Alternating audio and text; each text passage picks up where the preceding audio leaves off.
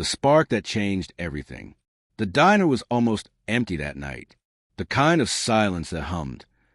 Like the air itself was holding its breath. I just finished a 12-hour shift fixing elevators at a downtown hotel. My clothes smelled of oil and sweat. My boots carried the dust of 100 footsteps. All I wanted was coffee. Strong, black, and quiet. But peace wasn't what I got. I sat near the window, alone, staring at the neon sign flickering. Open 24 hours. The waitress came over. Blonde hair, heavy eyeliner, that fake smile waitresses wear when they'd rather be anywhere else. She looked at me, then at my hands, the dirt beneath my nails. "What'll it be?" she asked, voice sharp as broken glass. "Just coffee," I said. She turned, wrote it down, and mumbled something under her breath. I wouldn't have paid attention, but I heard it clearly. Figures. Useless black man probably can't afford anything else. The words hit me like a brick to the chest. She didn't even look back. For a second, I thought maybe I misheard. Maybe the exhaustion was twisting sounds in my head. But the couple at the next booth looked at me, eyes full of pity, then turned away. No, I heard right. I sat there, fists tightening around the cup, when she brought it. "Here you go," she said, placing the steaming mug down like it was poison. I stared at it, then at her. "You think you know me," I said quietly, "but you don't know a damn thing." Her smile froze. "Excuse me." "You heard me." She crossed her arms. I don't have time for attitude. I should have let it go. I should have just stood up and walked out like every other time someone used that word. Useless, black, or worse. But something in me broke that night. Maybe it was the exhaustion. Maybe it was the years of pretending words didn't cut as deep as they did. Or maybe I was just tired of silence. I stood up. The cup clattered to the floor, coffee splashing across her shoes. Every head in the diner turned. "I'm tired," I said, voice shaking but firm. "Tired of being treated like trash. Tired of pretending I don't hear it, don't feel it, don't bleed because of it." Her jaw dropped. "You can't talk to me like that." "No," I said. "You don't get to talk to me like that." The manager rushed out from behind the counter, gray-haired, nervous. "Sir, please, we don't want trouble." "Then stop serving it," I said, and I walked out. Outside, the night air was cold, sharp against my face. I didn't know whether to cry or scream. The city lights blurred through my tears. I thought about my mother, how she worked 2 jobs to raise me, how she taught me never to fight with anger. "Dignity is your armor, Michael," she used to say. "Even when they throw dirt, you keep your shine." But what was dignity worth when the world spat on it? I walked aimlessly for hours. The rain began to fall, thin, icy. Every drop felt like the world trying to wash something off me. Then, in a small park under a flickering streetlight, I saw a homeless man sitting on a bench, wrapped in a blanket that barely covered his knees. Without thinking, I took off my jacket and handed it to him. He looked up, eyes hollow but grateful. "Why?" he asked. I shrugged. "Because the world already takes too much from us." He smiled, a small, broken thing, and said something that stayed with me forever. "Then don't let it take your soul, son." I didn't go home that night. I sat under that same streetlight until sunrise, thinking about what had happened, about how a single word could carry a lifetime of pain. By morning, I made a decision. Something unexpected. Something that would change everything. I walked back to the diner. The waitress was there again, same fake smile, same tired eyes. When she saw me, she stiffened. "You again? Look, if you're here to cause trouble—" "I'm not," I interrupted. "I came to thank you." She blinked. "What?" I set a small folded note on the counter. "You made me realize something. That silence helps no one. That change doesn't start with anger. It starts with courage." She frowned, clearly confused. "I don't understand." "You will," I said. Then I left the diner again, for the last time. 3 weeks later, a video went viral online. It showed me, standing in front of a small crowd at a community event, speaking with raw emotion. They call us names. They try to make us smaller. But we are not defined by their ignorance. We are defined by how we rise above it. The video was shaky, filmed on someone's phone, but it spread like wildfire. Within days, my inbox flooded with messages. People who'd faced the same words. People who'd been told they were nothing and wanted to fight back. I didn't plan to start anything, but maybe the world needed something real, a voice that didn't sound perfect, but hurt the way people really hurt. One night, I got a message from an unknown number. You think you're helping people, but you're just stirring trouble. Be careful who you challenge. No name, no context, but somehow I knew it came from someone connected to the diner. Fear crawled into my chest, but so did something else, resolve. I wasn't going to stop. I started a small online group called the Rising Voices Project, a place for people to share stories of discrimination, resilience, and hope. And it grew. Fast. Dozens. Then hundreds. Soon, there were meetings in churches, schools, and even city halls. The same waitress who called me useless unknowingly became the reason hundreds found their voices. But success attracts attention, and not the good kind. One night after a public talk, as I was locking up the hall, I noticed a car parked across the street. The headlights flashed twice, then went dark. A chill ran through me. Then my phone buzzed again. Same number. You were warned. Stop before it's too late. I looked up at the empty street, the echo of the message burning in my mind. The car started, then slowly rolled away, disappearing into the night. I stood there, staring after it, heart pounding. Maybe this was bigger than I thought. Maybe I'd crossed into something dangerous. But part of me, the part that remembered that rainy night and the man on the bench, whispered, "Don't let them take your soul." And I knew I couldn't stop now, even if it meant risking everything. The warning in the dark. The night air smelled of rain and asphalt, carrying the distant hum of traffic. I couldn't shake the feeling that I was being watched. After the message on my phone, the warning, I stopped walking straight home. Instead, I wove through alleys, checking reflections in darkened windows, counting my steps, listening for footsteps that weren't mine. By the time I reached my apartment, my hands were shaking. I locked every door, every window, and still, I couldn't calm the knot in my chest. The next day, I tried to continue life as usual. I went to work. I ate breakfast. I checked emails. But every ping made me flinch. Every shadow in the corner of my vision became a potential threat. Then I got a message that changed everything. Meet me at 11 p.m. Pier 19. Come alone. Bring nothing but courage. No name. No explanation. But I had learned enough. Someone wanted to talk. Someone who knew what I was doing. That night, I arrived at Pier 19. Fog rolled over the docks, swallowing the edges of shipping containers and the glow of street lamps.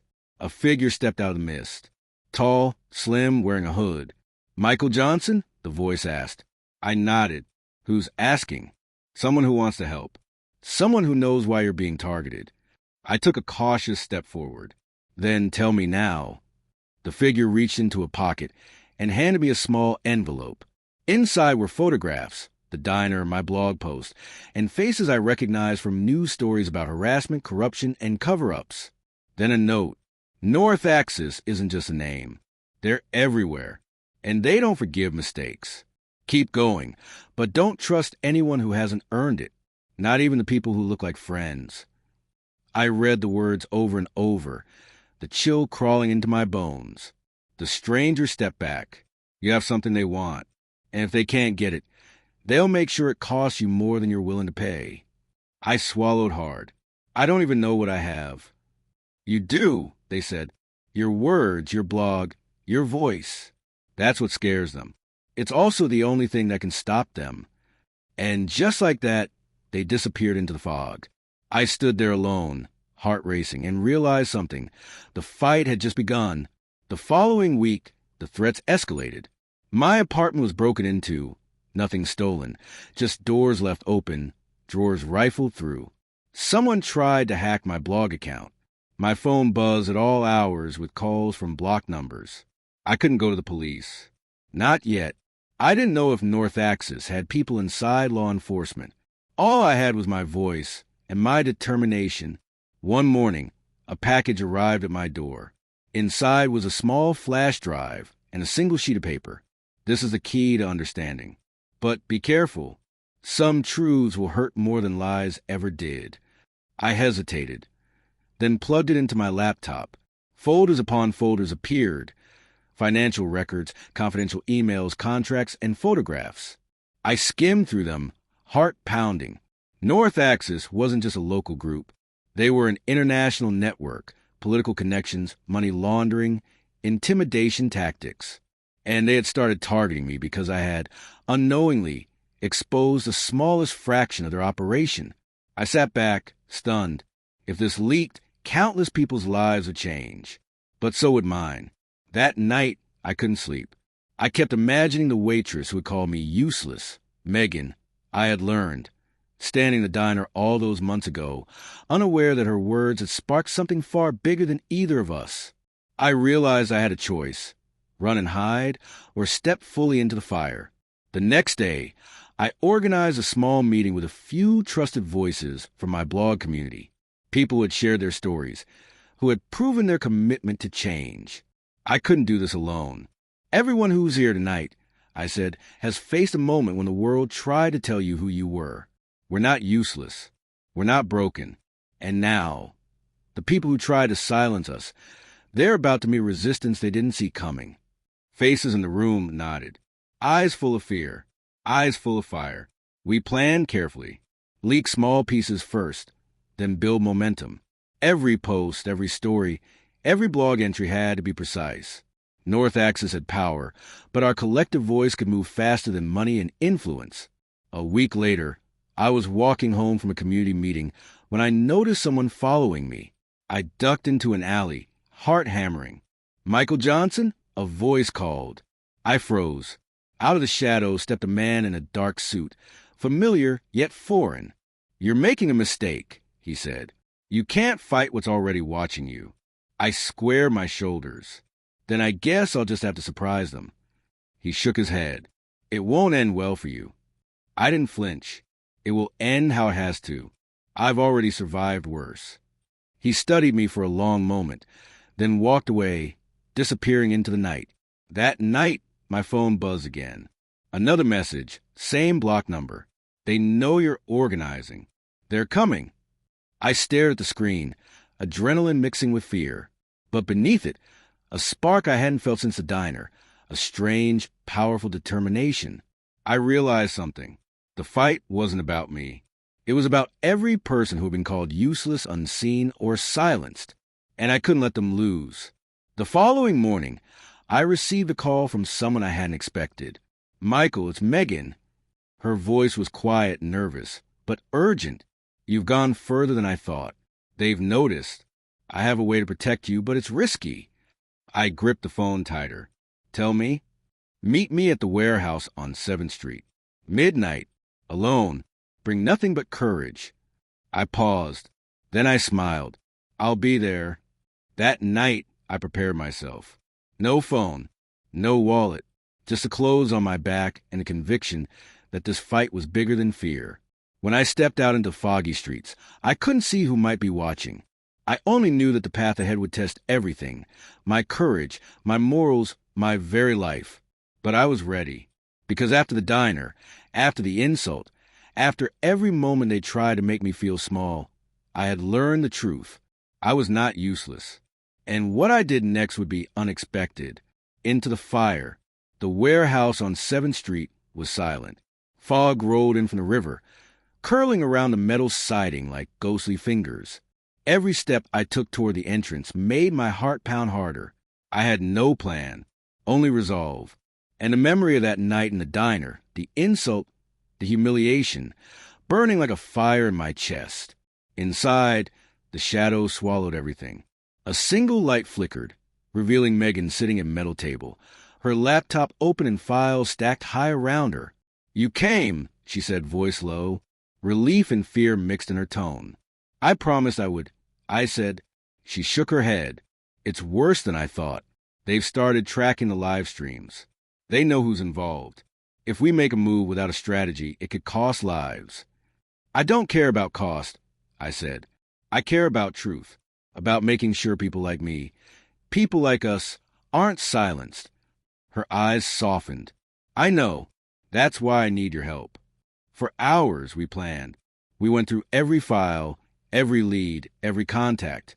We mapped the network of North Axis. Influential people, business fronts, connections to local politicians. We built a plan to expose them. Not all at once, but piece by piece, in a way that no one could cover up. But with every step, I felt the danger closing in. Every sound in the warehouse, every shift of shadow made me jump. Then we heard it, a metallic click behind the crates. "Hide!" Megan whispered. We crouched, hearts hammering. 2 men in dark suits entered, flashlights sweeping the room. Their eyes locked on the files, then on us. I realized we had been expected. Michael Johnson, one said, voice calm but deadly, "We've been waiting for you." I stood slowly, raising my hands. I'm not here to fight. I'm here to expose the truth. The taller man smirked. The truth is dangerous. You don't understand how deep this goes. I understand enough. I said, you call people useless. You hide behind money, influence, fear. But words like that, they can't define me. And they can't stop me. The men exchanged glances. Then one pulled out a phone. Call off the live stream, and maybe we spare your friend. I felt Megan tense beside me. I looked at her. We don't call it off. Not now. Not ever. Then the room exploded in chaos. Megan slammed the laptop closed, sending files scattering across the floor. I grabbed a stack and ran, diving behind crates as the men fired warning shots. The sound of gunfire echoed through the warehouse. Splintered wood, shattered glass. Adrenaline made every movement sharp, precise.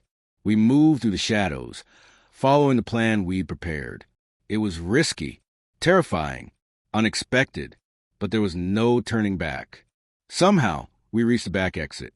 A river of fog and silence stretched before us. "Go!" Megan shouted, pushing me toward the alley. I hesitated. "What about you?" She shook her head. "I'll cover the files. You have to get them to the public. That's the only way this ends right." I ran, my legs burning, every step echoing like a drumbeat in my chest. Behind me, I heard a shout, a struggle, and then silence. Hours later, soaked from the rain and shaking from adrenaline, I reached my apartment. The files, partially burned, partially saved, were intact. I plugged the remaining flash drives into my laptop. It was time. I uploaded every document to secure servers.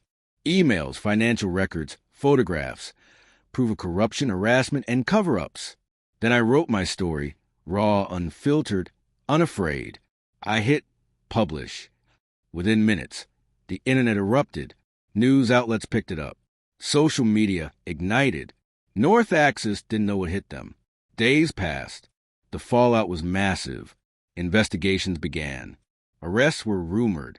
And somewhere, Megan's fate remained unknown. I hadn't seen her since the warehouse. I didn't know if she survived, if she escaped, if she was hiding somewhere.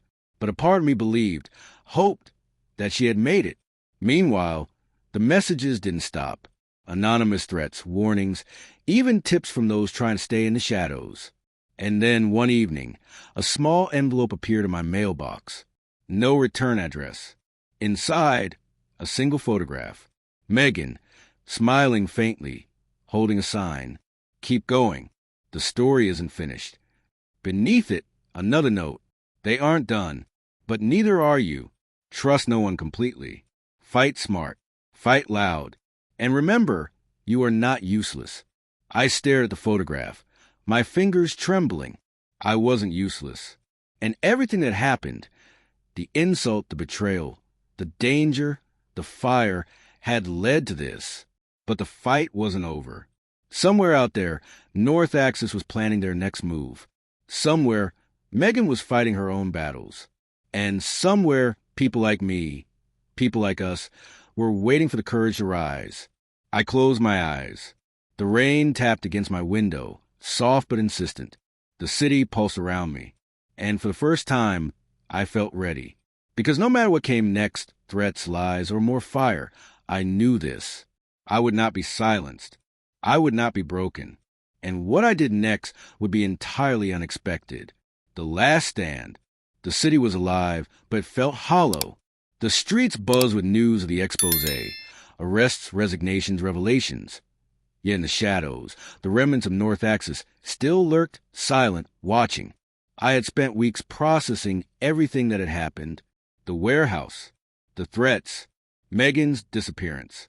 Every night, I replayed her smile, the words on the sign she had held. The story isn't finished.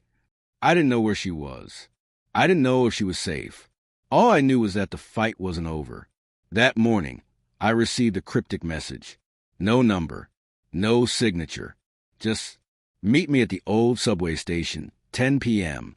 Alone. Come if you want the truth. The old subway station had been abandoned for years. Graffiti peeling off the walls, rust creeping along the tracks. I hesitated. Every instinct screamed danger. Every memory of the warehouse whispered caution. But I had learned something vital. Courage isn't the absence of fear. It's moving forward despite it. I arrived, careful alert. The platform was empty, shadows stretching across the cracked tiles. And then I saw her. Megan, alive. She stepped from the shadows, holding a stack of files in one hand and a gun in the other. I thought I lost you, I said, my voice shaking. You almost did, she replied. Her eyes were sharp, determined. They've been rebuilding, Michael. North Axis isn't gone. They're stronger than ever. Then we finished this. I said, we spent hours in that station. Planning, strategizing. Every file she had was a weapon. Evidence that could dismantle their network once and for all. But there was one problem. A mole within our own movement. Someone had leaked locations, plans, even names. Every step we took was being watched. They're inside, Megan whispered. Someone close. Someone we trusted. I swallowed hard. Then we bait them. We make them show their hand. As night fell, we moved. The plan was risky, audacious. Exactly what North Axis would never expect. We uploaded the files to multiple secure servers simultaneously, live streaming every piece of evidence to media outlets, activist networks, and international journalists. It was chaos. Messages, emails, and calls flooded in, some from allies, some from enemies. We could feel them closing in, footsteps echoing, shadows moving closer. But we pressed on. Then it happened. A figure emerged from the darkness. The mole. Someone I had trusted. You shouldn't have done this, they hissed, gun drawn. Megan stepped in front of me. No, she said, voice steady. You underestimated us. And you underestimated the truth. In a swift move, she disarmed them. I grabbed the files and ran. Gunfire rang out, bullets ricocheting off the walls. Sparks flew. We didn't stop running until we reached the subway tracks, the rumble of a passing train masking our escape. Hours later, we sat in a safe house, exhausted, bloodied, but alive. The world outside was in upheaval. News of North Axis corruption had gone global. People were calling for justice, for reform, for accountability. And yet, in that quiet room, Megan and I didn't speak. We just stared at the files, at the screens, at each other. Finally, she broke the silence. They'll come for us again, she said softly. I know, I replied, but we won't be ready for them. Not like last time. Her lips curved into a tired smile. Then maybe we're finally free. I shook my head. No, we're never free. But now we fight on our terms. Weeks passed. The world changed, at least partially. Corrupt politicians stepped down. Business empires crumbled. And the public became aware of the power of speaking out. Megan and I continued our work. Quiet, deliberate, precise, rebuilding networks, protecting sources, and exposing the truth. But the last note she had left me echoed in my mind. The story isn't finished. And she was right. The network may have fractured, but corruption never truly dies. It mutates, hides, and waits. I sat at my desk one night, staring at the glow of the city beyond my window. In the distance, headlights cut through the fog. A reminder that someone, somewhere, was still watching. I smiled faintly, because I had learned something that no insult, no threat, no shadow could ever take away. I am not useless. I am unbreakable. And what I do next will surprise the world. Rain began to fall again, soft and cold, washing the streets below. The city pulsed with life, danger, and opportunity. I turned to Megan, ready for whatever came next. The fight was far from over, and that was exactly how it had to be.